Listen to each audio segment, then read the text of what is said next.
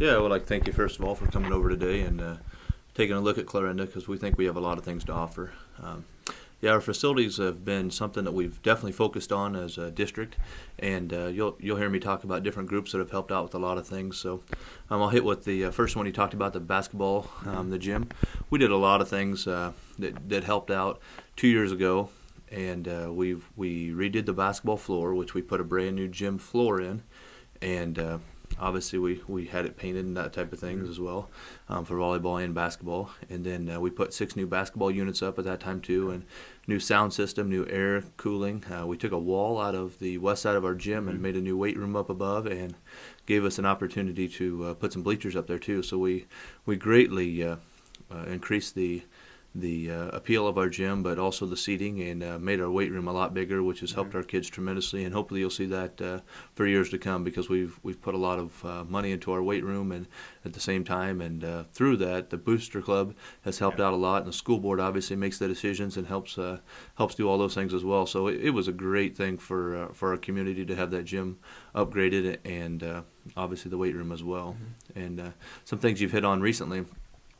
It would have been last summer. We did some upgrades to our softball fields down there. Those are owned by the city, but the city and the high school, or the school in general, have a sharing agreement. So we try to help out with those, and the Booster Club helped out as well. But put a new permanent fence up down there, upgraded our dugouts, and helped with some concrete, new bleachers around it too. So it was a great improvement. It was needed, and the three entities helped out there and went together, and they're actually doing a project right now for some new batting cages, and those will be at our baseball side of our complex down there.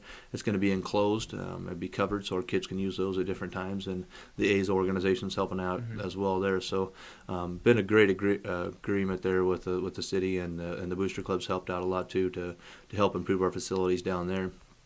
Once we come back to our campus here, we've done the things you just talked about. We put a new football scoreboard in, and a new track timing system, and it's been tremendous. The school board has definitely put the focus there on upgrading our facilities here, and put a new bathroom in as well down there. It's been really nice for our facilities down at the football complex and the track complex. And we just, like you just said, we just finished our 5th track meet of the year, and the timing system's been tremendous. The Booster Club really put the money into that, and with the new scoreboard, it has allowed us to put places and kids' names and the exact times, and it's been very good for us. So you go from that just overall highlighting your kids. I mean, you got great tradition here at Clarinda in a lot of different sports. Obviously, adding facilities helps to continue that kind of thing, but I mean, a lot of your kids, just with what's going on right now, I mean, you got several spring sports, and I know it keeps everybody busy, but a lot of kids doing a lot of good things for you. Yeah, we came off a very strong spring last spring, the strongest since I've been here, and it's been really nice to have our success continue in the spring sports as well. Like you said, we've got a doubles team on the boys tennis that both returned. That would have been Austin Smith and Dedrick Ketwick. And then our girls tennis, we had Sarah Cabine and Kayla Rogers return as well from a doubles. Those teams both made it to state last year, and they're continuing down their path, and they've done a good job of leading those tennis programs. And our kids so far have been pretty successful so far this spring. We had a lot of kids qualify in track last year, and a lot of those kids are back. We didn't lose very many kids from those teams at all, so they're doing well. We've got a 4x1 team that's headed to Drake for our girls. And our kids that are going to be on that are Jadra Moses. We have Clarissa McElroy, Lynette Walker, and Cynthia Best. Those kids have continued to improve all year long, and they've done a nice job. And then our boys team with the 2 Carlson boys, and then J.J. Clark and Jet Ketwick, those kids have qualified in the 4x1 as well. So they've had some success so far. A lot of individual events too that have done really well so far this year. Just didn't qualify for Drake, which is quite an honor for our kids to be able to go to that. So we expect some big things at the end of the year for those kids to qualify for state and maybe make some noise at state. So as far as our other sports that we've had, our golf teams are improving. We've got a couple young sophomores that are doing a great job for our boys team that are leading. We've got some senior leadership in there with Zach Woodard as well, and he's done a nice job of helping those kids out and leading them down the right path. And our girls team is doing well as well. They're they're clicking right along right now, and we expect big things of them at the end of the year as well. So if we follow up, some of the things you talked about there, football had a really great season this year. I expect continued success there. Our kids have done a nice job, and they're working hard in the weight room right now. We've got some younger kids that are ready to fit into the roles that have been left for them by some of the kids that are going to graduate. So they've done a nice job, and our volleyball and cross country are going to improve as well. They've done a nice job. Marilyn Wagner's done a nice job with the cross country team, and we've got some kids that are going to be close to that state mark next year to see if they can qualify as well. And our volleyball program right now, we're looking for a new head coach, and we're doing some things there that we're close to sealing the deal on that. So we've got some change there we've expected some good things out of the candidates we've had so far. If you go into the winter sports, our boys and girls basketball teams probably didn't have the season they wanted, but very proud of those kids for fighting, and that's just going to be passed down to those younger kids, and they're going to do well next year. And then our wrestling team did a real nice job this year. They've probably lost 4 or 5 duels in the last 2 years, and that's pretty hard to say through the Sockeye 10 schedule that they go through, and had 6 kids make it to state last year in wrestling, and each one of those kids has goals to make it.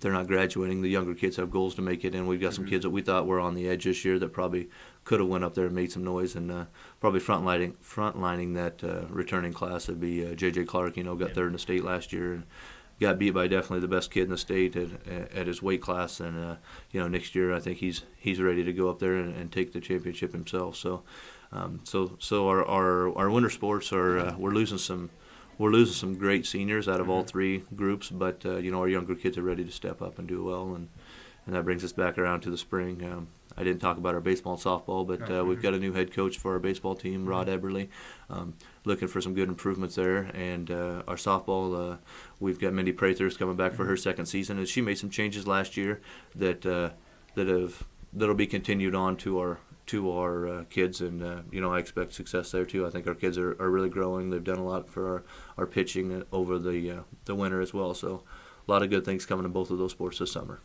And you have all that tradition in all those sports you talked about. I mean, it seems always Clarinda's on the state map in at least 1 or 2 sports every year. And you do that, a lot of with the conference you're affiliated with. You're mostly a 2A school, playing a lot of 3A and 4As, and you've been here a few years now, but still definitely one of the young guys when it comes to kind of that athletic director coaching / fraternity with in the Hawkeye 10. But just talk about those guys kind of bringing you in as one of them and what you've learned from them, and as you go forward in that, just trying to keep that up with that. Yeah, you talk about our kids are, we're in the Hawkeye 10 and we want to do the best. We'd want to win state every single year in every single sport, and that's something that our kids have adopted, the attitude of we always want to get better, we're never satisfied.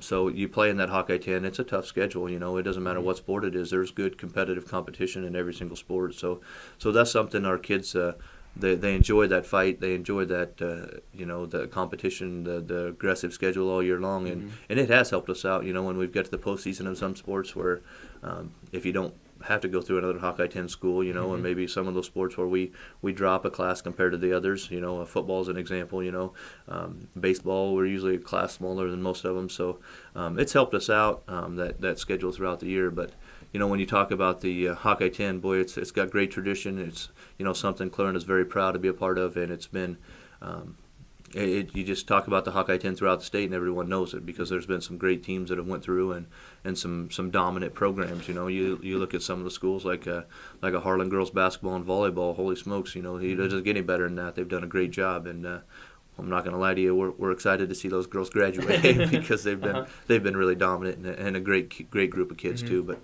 as you talk about the ADs in there, you got Dave Weber's up at Denison. You've got Mitch at Harlan. Mike Hale. Those guys have been around forever. Sweeney's a new but old guy. Over at Shenandoah.